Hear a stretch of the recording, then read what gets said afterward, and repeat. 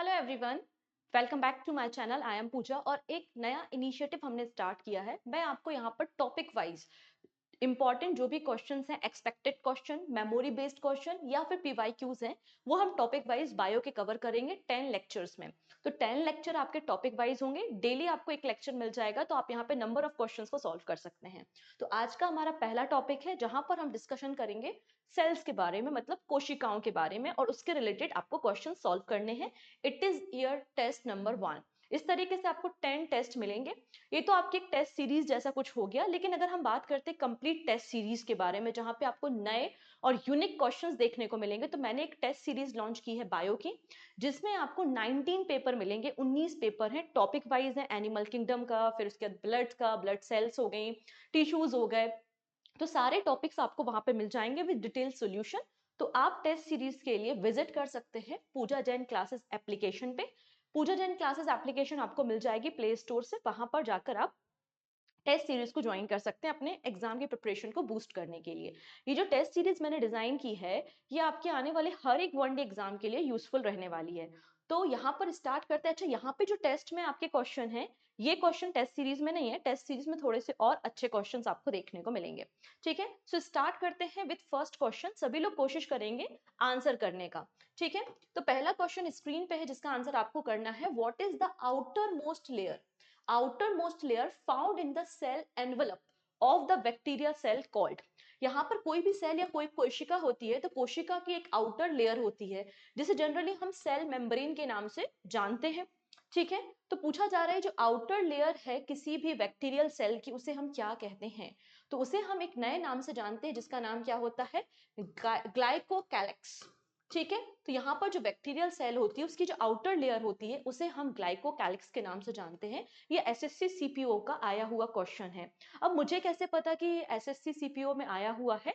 तो मैंने last 5 year के पीवाईक्यू का कंपाइलेशन किया है। आपको लास्ट 5 ईयर के एसएससी के अलग अलग exam, CPO, JE, MTS, CHSL में आए हुए सभी क्वेश्चंस आपको पीवाईक्यू मिल जाएंगे। अगेन आपको विजिट करना पड़ेगा पूजा जैन क्लासेस एप्लीकेशन को। ओके है जी, चलिए नेक्स्ट क्वेश्चन है।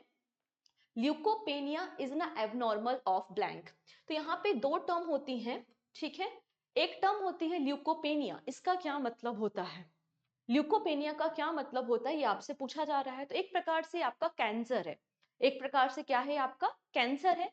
जब हमारे शरीर में number of WBC, white blood cell की काउंटिंग काफी कम हो जाती है, तो जब व्हाइट ब्लड सेल बहुत कम हो जाते हैं, तो हमारा जो शरीर है वो हमारे आसपास पाए जाने वाले पैथोजन जो होते हैं, बैक्टीरिया, फंगस, प्रोटोजोआ, उनसे फाइट नहीं कर पाता, और हमारे शरीर की जो इम्यूनिटी है वो बहुत ज्यादा कमजोर हो जाती है। तो व्हाइट ब्लड सेल जब डिक्रीज हो जाते हैं, तो उसी टर्म को हम ल्यूकोपेनिया के नाम से जानते हैं। ठीक है, less than normal presence of the WBC is called the leukopenia. ठीक है, अगर आरबीसी हमारे शरीर में कम हो जाती है तो उसको हम एनीमिया की कंडीशन कहते हैं। और जब WBC बहुत ज्यादा हो जाए, एबनॉर्मल आपको ग्रोथ देखने को मिले WBC में एबनॉर्मल सेल डिवीजन हो, तो उस केस को हम क्या कहते हैं? तो ल्यूकोसाइटोसिस के नाम से जानते हैं, जैसे एक तरीके से आप ब्लड कैंसर भी बोल सकते हो। जान इतनी चीजें। नेक्स्ट है, there are blank main type of the cell division. कितने प्रकार के मेनली सेल डिवीजन होते हैं? तो आप देखेंगे कि हमारे शरीर में जनरली दो प्रकार के सेल डिवीजन होते हैं, एक माइटोसिस होता है और एक मियोसिस होता है। तो दो प्रकार के सेल डिवीजन आपको देखने को मिलेंगे। ये क्वेश्चन भी सीजीएल का आया हुआ क्वेश्चन है। दो प्रकार के सेल डिवीजन है, माइटोसिस है एंड मियोसिस है। जनरली जो हमारे डेड टिश्यूज होते हैं, डेड सेल मरती हैं, नई सेल्स बनती हैं, तो वो नॉर्मली जो हमारे स्किन की सेल है, वो आपकी माइटोसिस उसमें देखने को मिलता है। लेकिन जो एग सेल या स्पर्म सेल होते हैं, उसमें आपको मियोसिस देखने को मिलेगा। ओके, तो ये आपको एग्जांपल भी याद रखने हैं। नेक्स्ट है, which of the following option is not correct about the plant cell. Plant cell के बारे में कौन सा स्टेटमेंट यहाँ पे करेक्ट नहीं है? पहला स्टेटमेंट बोला गया है कि cell wall of a plant cell is made of the cellulose. बिल्कुल बात सही है। यहाँ पे जो प्लांट सेल होती है, प्लांट सेल की जो सेल वॉल बनी होती है वो सेलुलोज की बनी होती है, ये बात करेक्ट है। The plant cell can not divide by the mitosis, ऐसा थोड़ी ना होता है। आपने भी देखा है कि सीड्स होते हैं, सीड में जर्मिनेशन होता है। यहाँ पे जो पुंकेसर और स्त्रीकेसर जिसे आप बोलते हैं, मतलब जो यहाँ पे गैमेट हैं मेल एंड फीमेल, वो प्लांट्स में भी तो मिलते हैं, प्लांट्स में भी तो रिप्रोडक्शन होता है, तो ऑब्वियस सी बात है वहां पर आपको माइटोसिस तो देखने को मिलेगा। ये प्रोसेस होती है, प्लांट्स भी ग्रो होते हैं, नई लीव्स निकलती हैं, स्टेम ग्रो होता है, रूट्स ग्रो होती हैं, ये सब माइटोसिस तो ही हो रहा है। तो माइटोसिस तो होता है, ये वाला स्टेटमेंट गलत है। अब plant cell usually contain a large vacuole, ये बात सही है, प्लांट सेल में जो खाली स्पेस होता है, जो वैक्यूल्स होते हैं, उनकी साइज ज्यादा बड़ी होती है, लार्ज होती है, जिसमें आपको एंजाइम और डिफरेंट काइंड ऑफ जूसेस देखने को मिलते हैं। Generally all plant cell contain chloroplast, ये बात भी सही है कि जनरली हर एक प्लांट सेल में आपको क्लोरोप्लास्ट देखने को मिलता है। क्लोरोप्लास्ट में क्लोरोफिल होता है और क्लोरोफिल के कारण ही तो पौधे का रंग हरे रंग का दिखाई देता है। ठीक है, तो यहाँ पे आपका सेकेंड स्टेटमेंट रॉन्ग है, रिमेनिंग आर करेक्ट। ठीक है, नेक्स्ट है identify the function of plasmid DNA. Plasmid DNA का क्या फंक्शन होता है? तो प्लाज्मिड डीएनए का फंक्शन क्या होता है? ये सेल के कैरेक्टरिस्टिक्स, मतलब सेल का स्ट्रक्चर कैसा है, सेल किस टाइप की है, सेल किस तरीके से नाइट्रोजन को फिक्सेशन कर रही है, ये सारी इंफॉर्मेशन देने का काम कौन करता है? प्लाज्मिड डीएनए करता है। तो प्लाज्मिड डीएनए एक यूनिक कैरेक्टरिस्टिक्स हमें सेल की शो करता है, और जनरली ये बैक्टीरिया में देखा जाता है। प्लाज्मिड डीएनए कहां पर पाया जाता है? तो बैक्टीरियल सेल में आपको प्लाज्मिड डीएनए देखने को मिलेगा। सो यहाँ पे ऑप्शन नंबर 3 बिल्कुल करेक्ट हो जाएगा।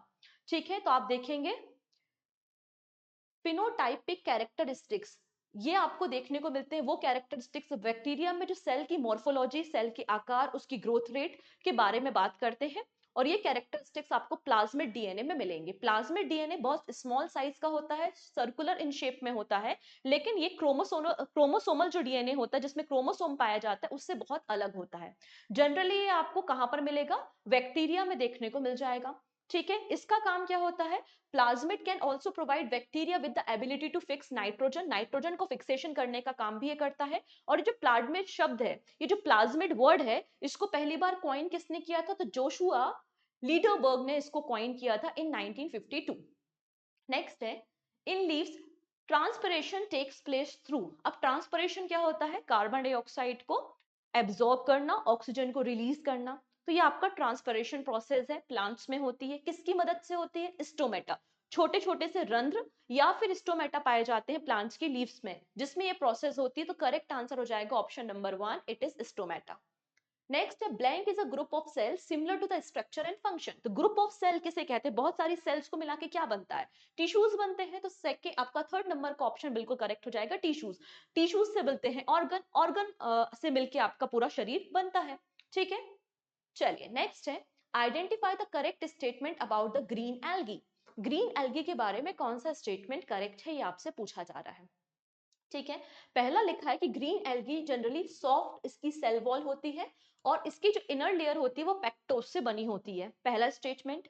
नेक्स्ट है green algae generally rigid cell wall पाई जाती है, और इनर लेयर इसकी प्रोटीन से बनी होती है और आउटर लेयर फाइबर से बनी होती है। नेक्स्ट है green algae generally rigid cell wall पाई जाती है, और इनर लेयर इसकी सेलुलोज से और आउटर लेयर इसकी पेक्टोज से बनी होती है। ठीक है, green algae usually have a rigid cell wall और made of inner layer of fat and outer layer protein. तो देखिएगा, हम सभी को पता है कि जो भी प्लांट सेल्स होती हैं, उनका जो आउटर लेयर होता है वो सेलुलोज से बना होता है, और ग्रीन एल्गी का भी जो आउटर लेयर होगा वो किससे बना होगा?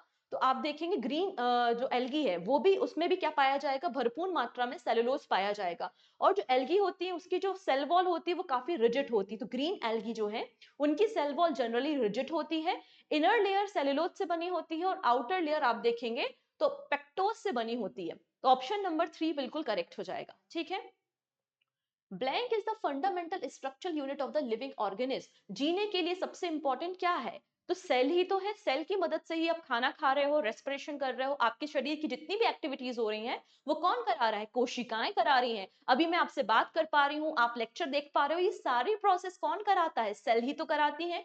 तो यहाँ पे जो बेसिक फंक्शनल यूनिट है लिविंग ऑर्गेनिज्म की, वो क्या कहलाती है? सेल, मतलब कोशिका कहलाती है। ठीक है, नेक्स्ट है cells of meristematic tissues lack of blank. अब यहाँ पे जब हम ग्रुप ऑफ सेल्स के बारे में बात करते हैं, जिसको हम टिश्यू कहते हैं, और टिश्यू में आपको परमानेंट टिश्यूज भी मिलते हैं, टेम्पररी टिश्यूज भी मिलते हैं। तो प्लांट में एक टिश्यू पाए जाते हैं जिनका नाम है मेरिस्टेमिक टिश्यूज। उनमें किस चीज की कमी पाई जाती है? तो यहाँ पर वैक्यूल्स की कमी आपको देखने को मिलती है। मेन फंक्शन क्या होता है वैक्यूल्स का?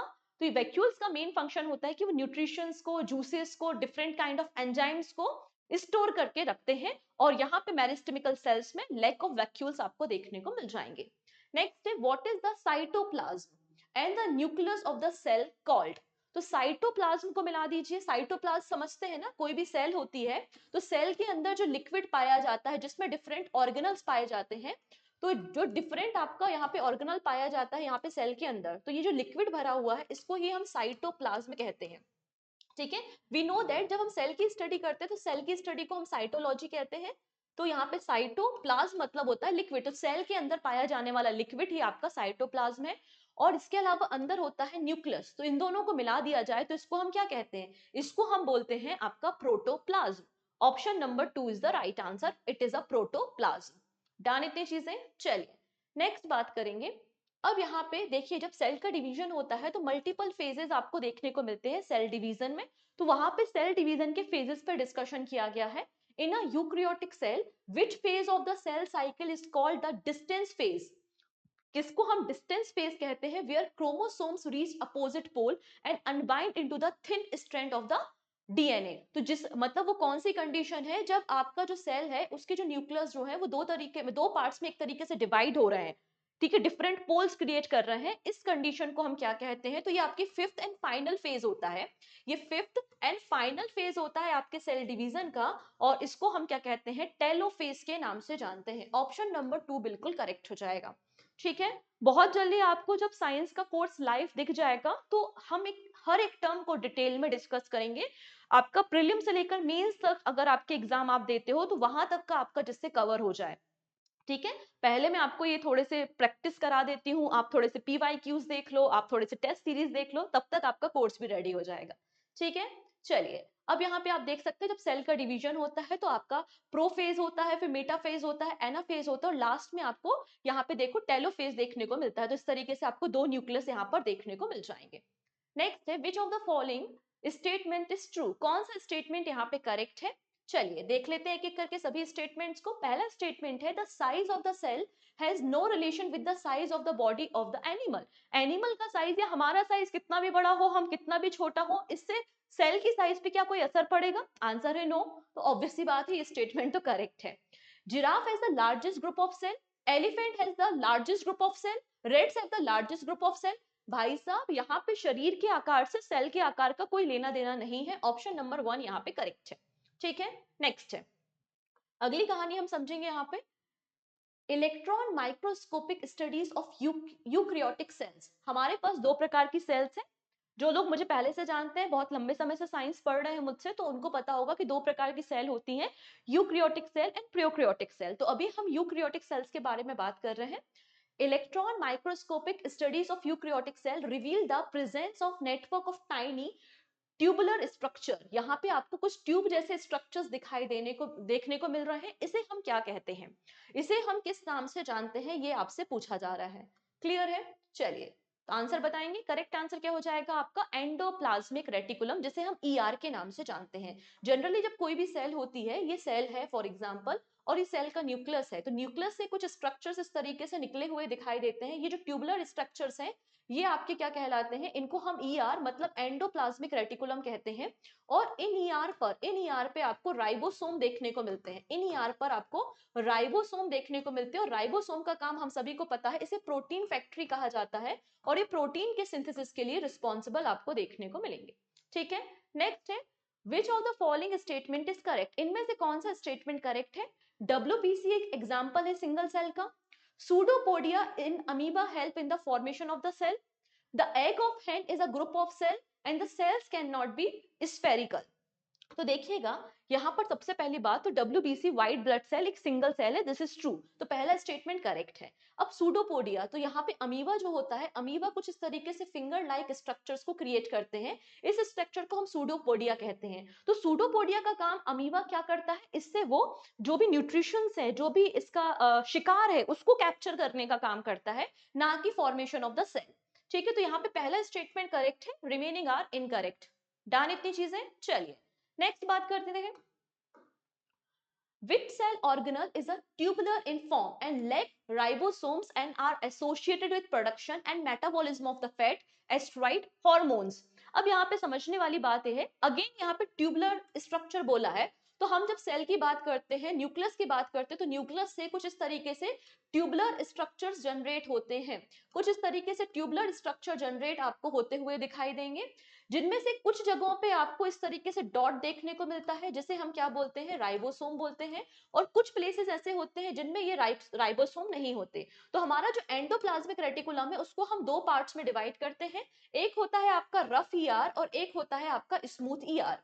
तो जो रफ ईआर होता है उसमें राइबोसोम पाए जाते हैं जो प्रोटीन का सिंथेसिस करेंगे, और स्मूथ ईआर जो होता है उसमें राइबोसोम नहीं पाए जाते, इसलिए लिखा है लैक ऑफ राइबोसोम। तो ट्यूबुलर स्ट्रक्चर है, लैक ऑफ राइबोसोम है, मतलब ये बात किसकी कर रहा है, आपके स्मूथ एंडोप्लाज्मिक रेटिकुलम की बातें यहाँ पे चल रही हैं।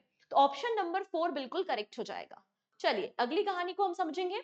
Blank in the cell membrane provide structural support, form channel for passage of material, act as a receptor site and the carrier molecule।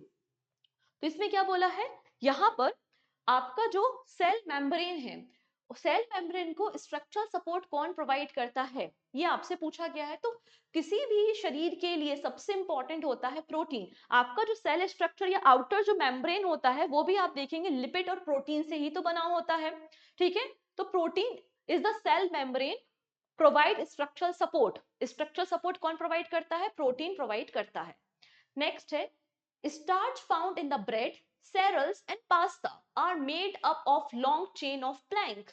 तो यहाँ पे स्टार्च पाया जाता है, पास्ता में भी पाया जाता है, ब्रेड में भी पाया जाता है, तो ये चेन किस चीज की है, तो आप देखेंगे ये जो चेन होती है ये होती है आपके ग्लूकोज की चेन। स्टार्च आप देखेंगे जब सेरल और ब्रेड वगैरह होते हैं तो उसमें आपको ग्लूकोज की चेन देखने को मिलेगी, ठीक है। Glycogen, star and cellulose are the polymer of the glucose. Polymer क्या होते हैं, रिपीटिंग जो चेन होती है मॉलिक्यूल्स की, जैसे कि हमारा एक चेन देख ली, जो वो मंदिरों में माला की जाप करते हैं तो उसमें वो चेन होती है मोतियों की, तो ऐसे जो चेन होती है मॉलिक्यूल्स की वही तो आपके पॉलीमर्स कहलाते हैं। सिंपल सी कहानी है। चलो नेक्स्ट बात करेंगे। Which membrane bound cell organelle consisting of small sac-like structure surrounded by the single membrane serve as the cell's digestive system and allow material taken from outside the cell to degrade and digest obsolete component of the cell। तो यहाँ पे बात कर रहे हैं suicidal bag के बारे में। बेसिकली हो क्या रहा है, ये आपका न्यूक्लियर है, न्यूक्लियस है, न्यूक्लियस से यहाँ पे कुछ स्ट्रक्चर्स जनरेट हुए हैं, और इन स्ट्रक्चर्स को हमने क्या बोला था, ये कुछ इस तरीके से स्ट्रक्चर जनरेट हुए हैं जो आपके ट्यूबुलर स्ट्रक्चर है। ट्यूबुलर स्ट्रक्चर को हमने एंडोप्लाज्मिक रेटिकुलम कहा था।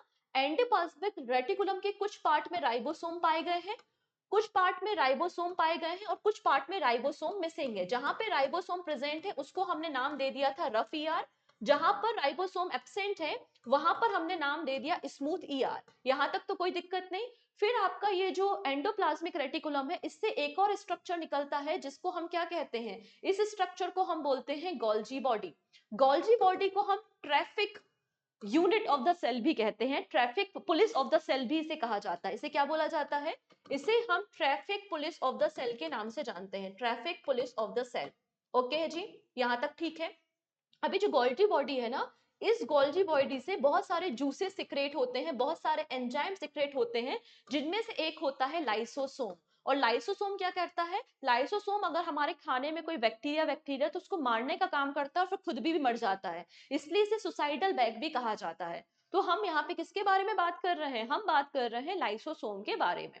आई होप इतना मैटर आपको क्लियर होगा, ठीक है। ये टेस्ट है भाई आपके प्रैक्टिस करने के लिए है, ऐसा मत समझिएगा कि सारी चीजें आपको डिटेल में यहाँ पे बताई जाएंगी। जितना रिलेवेंट है क्वेश्चन के लिए उतनी चीजें मैं डेफिनेटली आपके साथ डिस्कस करूंगी। वीडियो अगर अच्छा लग रहा है, पसंद आ रहा है, तो बिल्कुल लाइक बटन पे क्लिक करना नहीं भूलेंगे, और अपने फ्रेंड्स के साथ एक बार लिंक को शेयर जरूर कर देंगे, ये मेरी रिक्वेस्ट है। और चैनल पे पहली बार आ रहा है तो चैनल को सब्सक्राइब कर लेंगे, जैसे जिससे ये आने वाली क्लासेस की जो सीरीज है वो आपको मिल सके, इसके नोटिफिकेशन आपको मिल सके। ओके है जी, चलिए। हाँ, पीडीएफ के बारे में डिस्कशन नहीं किया हमने। तो पीडीएफ का सीन ऐसा है, पीडीएफ आपको मिल जाएगी। कहाँ पर मिल जाएगी पीडीएफ, अगेन आपको पूजा जैन क्लासेस एप्लीकेशन पे ही जाना पड़ेगा, वहां से ही आपको पीडीएफ मिलेंगी। डन इतनी चीजें, ओके है जी। चलिए पूजा जैन क्लासेस पे आपको टेस्ट सीरीज भी मिल जाएगी बायो की, और आपको एसएससी के पिछले 5 सालों के भी साइंस में आए हुए क्वेश्चंस भी मिल जाएंगे। ओके, चलो नेक्स्ट बात करेंगे। Which cell membrane is a superimposed elastic sac of ER like thickness which help in processing and packaging protein and lipid molecule, especially stable protein। तो यहाँ पे प्रोटीन को पैकेज करने का काम, लिपिड को पैकेज करने का काम, प्रॉपर पैकेजिंग करने का काम, रेगुलेट करने का काम, एक तरीके से ट्रैफिक पुलिस का काम कौन करता है? तो we know that Golgi apparatus करते हैं, जिनको हम गोल्जी बॉडी भी कहते हैं। ऑप्शन नंबर 2 बिल्कुल करेक्ट है। नेक्स्ट है the blank principally perform the function of packaging material. जहां भी पैकेजिंग शब्द आए तो आंख बंद के आंसर करना है आपको गोल्जी बॉडी, क्योंकि गोल्जी बॉडी का काम ही है प्रोटीन और लिपिड की पैकेजिंग करना। सो करेक्ट आंसर अगेन यहाँ पे 4 हो जाएगा। ठीक है, नेक्स्ट है which thin flexible barrier separate the internal environment of the cell from the external fluid. तो यहाँ पे वो कौन सा एक एनवलप है या एक मेम्ब्रेन है जो कि एक्सटर्नल एनवायरमेंट, जो आपका एक्सटर्नल एनवायरमेंट और इंटरनल एनवायरमेंट है उसको सेपरेट करती है। तो very easy, we know that plasma membrane. ठीक है, next blank is the chemical process in which different type of chemical reaction are involved in controlling the living state of the cell in a organism। तो यहाँ पे किसी भी इंसान को जीने के लिए एक प्रोसेस हमारे शरीर में होती है जिसको हम कहते हैं मेटाबॉलिज्म प्रोसेस। हम जो खाना खा रहे हैं, खाना डाइजेस्ट हो रहा है, एनर्जी मिल रही है, हम रेस्पिरेशन कर रहे हैं, ऑक्सीजन को ले रहे हैं, कार्बन डाइऑक्साइड को रिलीज कर रहे हैं, वो ऑक्सीजन हमारे ब्लड से मिल रही है और हीमोग्लोबिन के साथ मिलकर ऑक्सीजन सर्कुलेट हो रही है। ये सारा का सारा आपका मेटाबॉलिज्म प्रोसेस कहलाता है। So correct answer is option number 4। Plant cell differ from the animal cell. बिल्कुल ये बात सही है कि थोड़ा सा डिफरेंस आपको देखने को मिलता है between the plant cell and animal cell in having an additional layer around the cell membrane term as. एक एडिशनल लेयर होती, तो वी नो दैट कि एनिमल सेल में कभी भी सेल वॉल नहीं पाई जाती, लेकिन प्लांट सेल में हमेशा और हमेशा सेल वॉल पाई जाती है। तो ये बेसिक डिफरेंस आपको देखने को मिलता है। नेक्स्ट है at high doses blank kill cancer cell और show their growth by the damaging their DNA. Cancer cell whose DNA is damaged beyond repair stop dividing or die. When the damaged cell die, they are broken down and removed by the body. तो यहाँ पे हम जब radiotherapy करते हैं, radiation therapy करते हैं, तो उसमें क्या होता है, हमारी जो कैंसर सेल्स है उनको मारा जाता है। ठीक है, ऑप्शन नंबर 2 बिल्कुल करेक्ट हो जाएगा। नेक्स्ट है break down of the pyruvate into the lactic acid and energy in the lack of oxygen take place in which of the following. जब आप बहुत ज्यादा मेहनत कर लेते हो, ऐसा कोई काम कर रहे हो जो आप रेगुलर बेसिस में नहीं करते, आज मैंने आपको बोला जाओ बेटा 10 किलोमीटर दौड़ के आओ, तो आप वो डेली तो काम नहीं कर रहे होगे कि 10 किलोमीटर या 1 किलोमीटर भी चलो आप दौड़ रहे होगे, रनिंग कर रहे होगे। जब आप ऐसा करते हो तो क्या होता है, आपको लैक्टिक एसिड, जो ज्वाइंट्स होते हैं उसमें लैक्टिक एसिड का फॉर्मेशन हो जाता है because of lack of oxygen, oxygen की कमी के कारण। तो हमें बहुत ज्यादा दर्द होता है, जलन का अनुभव होता है। तो उसी के बारे में बात हो रही है कि ह्यूमन मसल सेल्स में लैक्टिक एसिड का फॉर्मेशन हो जाता है। Which of the following statement is not correct regarding the prokaryotic cell? Prokaryotic cell के बारे में कौन सा स्टेटमेंट यहाँ पे सही नहीं है? They have only very small ribosome as organelles. इनके पास केवल बहुत ही कम संख्या में राइबोसोम पाए जाते हैं। Membrane bound cell organelle are present. जितने भी ऑर्गेनल हैं उनमें सब में मेम्ब्रेन पाई जाती है। Their chromosomes are composed of only nucleic acid और the size of generally in the range of 1 to 2 micrometer. तो यहाँ पे बेसिक डिफरेंस ये होता है प्रियोक्रियोटिक सेल और यूक्रियोटिक सेल में कि प्रियोक्रियोटिक सेल लेस डेवलप होती हैं या अंडर डेवलप्ड होती हैं। ठीक है, जबकि आपकी जो यूक्रियोटिक सेल होती है वो फुली डेवलप्ड सेल होती हैं। मेरे शरीर में, आपके शरीर में जो भी सेल्स हैं वो यूक्रियोटिक सेल्स होती हैं। ठीक है, इस बात को याद रखना। जनरली जो बैक्टीरिया में सेल पाई जाती है वो आपकी प्रियोक्रियोटिक सेल होती है, और जो प्रियोक्रियोटिक सेल्स होती है उसका न्यूक्लियस पूरी तरीके से डेवलप नहीं होता, पहली चीज। ऑर्गेनल बहुत सारे मिसिंग होते हैं और ऑर्गेनल में मेम्ब्रेन नहीं पाई जाती। सो यहाँ पे इनकरेक्ट पूछा था, नॉट करेक्ट, तो ऑप्शन नंबर 2 यहाँ पे नॉट करेक्ट है। Is that clear? नेक्स्ट है Blank is a technique in which cancer cells are damaged with radiation. Again same question, answer क्या हो जाएगा, रेडियोथेरेपी। नेक्स्ट है which of the following cell organelle is known as the suicidal bag of the cell? तो suicidal bag किसे कहा जाता है? Again very easy question, we know that हम यहाँ पे लाइसोसोम को suicidal bag of the cell कहते हैं, जबकि power house of the cell हम राइबोसोम को कहते हैं, प्रोटीन फैक्ट्री हम राइबोसोम को कहते हैं, माइटोकॉन्ड्रिया को हम power house of the cell कहेंगे और राइबोसोम को हम protein house of the cell कहेंगे और लाइसोसोम को suicidal bag of the cell कहेंगे। ठीक है, नेक्स्ट है which organelle is a found both in eukaryotic and prokaryotic cell? कौन सा ऑर्गेनल है जो दोनों में पाया जाता है? तो यहाँ पे अगर आप देखेंगे तो हमारे शरीर में राइबोसोम भी हमारे शरीर में भी राइबोसोम पाया जाता है, और जो आपके प्रोकैरियोटिक सेल्स हैं उनमें भी राइबोसोम पाया जाता है। तो ऑप्शन नंबर 1 बिल्कुल करेक्ट हो जाएगा। ठीक है, यहाँ पर extra information about the ribosome, आप बिल्कुल डेफिनेटली इसको रीड कर सकते हैं। नेक्स्ट है, which of the following cell organelle help to keep the cell clean by digesting any foreign material as well as worn out cell organelles. तो इनमें से कौन सी चीज है जो हमारे सेल को क्लीन करती है और जो भी फॉरेन मटेरियल है उसको डाइजेस्ट करती है? तो हमको पता है कि सुसाइडल बैग कौन है, लाइसोसोम है, इसका काम ही डाइजेशन करना होता है। ऑप्शन नंबर 3 बिल्कुल करेक्ट हो जाएगा। पैकेजिंग मटेरियल, अगेन जब भी मैंने आपको समझा के रखा है, जब भी पैकेजिंग मटेरियल शब्द इस्तेमाल होता है तो हमको आंसर क्या करना होता है, गोल्जी बॉडी करना होता है। तो क्वेश्चन क्या है, which cell organelle perform the principal function of the packaging material? So correct answer is Golgi body. Blank is known as the energy currency of the cell. Energy currency किसे कहा जाता है? तो एनर्जी करेंसी हम ATP को बोलते हैं। ATP को हम एनर्जी करेंसी बोलते हैं। एटीपी का मतलब एडिनोसाइन ट्राइफॉस्फेट होता है, और ये फुल फॉर्म कई बार एग्जाम में पूछा गया है। Which of the following are situated in the nucleus of the cell? इनमें से न्यूक्लियस, सेल की न्यूक्लियस में क्या प्रेजेंट होता है? तो सेल के न्यूक्लियस में सबसे पहले तो क्रोमोसोम्स होते हैं, और क्रोमोसोम्स में जीन्स पाए जाते हैं। तो ऑप्शन नंबर 1 बिल्कुल करेक्ट है। ठीक है, पार्ट ऑफ द न्यूक्लियस क्या क्या है? तो न्यूक्लियस में आपको न्यूक्लियस मेम्ब्रेन देखने को मिलती है, एक क्रोमेटिन धागा जैसा स्ट्रक्चर होता है, और वो क्रोमेटिन ही जो है वो क्रोमोसोम में कन्वर्ट हो जाता है। क्रोमोसोम में आपको डीएनए देखने को मिलता है। ठीक है, नेक्स्ट है, blank are known as the power house of the cell. We know that the mitochondria को हम power house of the cell के नाम से जानते हैं। The HIV virus destroy blank, so weakening the immunity of the person. जो HIV virus होता है वो डब्ल्यूबीसी को डिस्ट्रॉय करता है। डब्ल्यूबीसी जब डिस्ट्रॉय होती है तो हमारे शरीर की जो इम्यूनिटी है, जो मारक क्षमता है, बीमारियों से लड़ने की क्षमता है, वो खत्म होने लगती है। और डब्ल्यूबीसी को अगर हम साइंटिफिक नेम के बारे में बात करें तो हम लिम्फोसाइट बोलते हैं, जबकि आरबीसी को हम इरिथ्रोसाइट बोलते हैं। तो लिम्फोसाइट मतलब WBC is the right answer. Next है, which a major essential lipophilic मतलब fat soluble vitamin required for the protection of cell membrane and the formation of red blood cell. तो RBC के formation के लिए, और यहाँ पे हमारे जो सेल्स मेम्ब्रेन है, सेल की मेम्ब्रेन की प्रोटेक्शन के लिए हमें कौन से फैट सोल्यूबल विटामिन की जरूरत होती है? सो वी नो दैट कि बी और सी जो विटामिन होते हैं वो वाटर सोल्यूबल होते हैं। रिमेनिंग ए डी ई ये सभी आपके फैट सोल्यूबल विटामिन है। तो विटामिन ई की हमें रिक्वायरमेंट होती है। Option number 4। And this is your final question which is question of the day, जिसका आंसर आप मुझे कमेंट सेक्शन में बताएंगे। ये जो वर्ड है प्रोटोप्लाज्म, इस वर्ड को किसने दिया है? वो कौन से साइंटिस्ट है जिन्होंने प्रोटोप्लाज्म वर्ड को कॉइन किया है? सही आंसर का वेट रहेगा कमेंट सेक्शन में। आई होप आपने एंजॉय किया होगा टेस्ट नंबर 1। मिलते हैं टेस्ट नंबर 2 के साथ। मोर अपडेट के लिए आप मुझे टेलीग्राम पे फॉलो कर सकते हैं, Pooja Jain CA 247। Take care and good night.